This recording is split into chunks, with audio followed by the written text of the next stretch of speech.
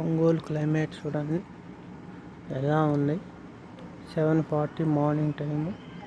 అసలు జమ్మూలో ఉన్నలాగా ఉంది, జమ్మూ కాశ్మీర్ ఊటీలో ఉన్నలాగా ఉంది చూడండి. మొత్తం మంచుతో కప్పబడి ఉంది.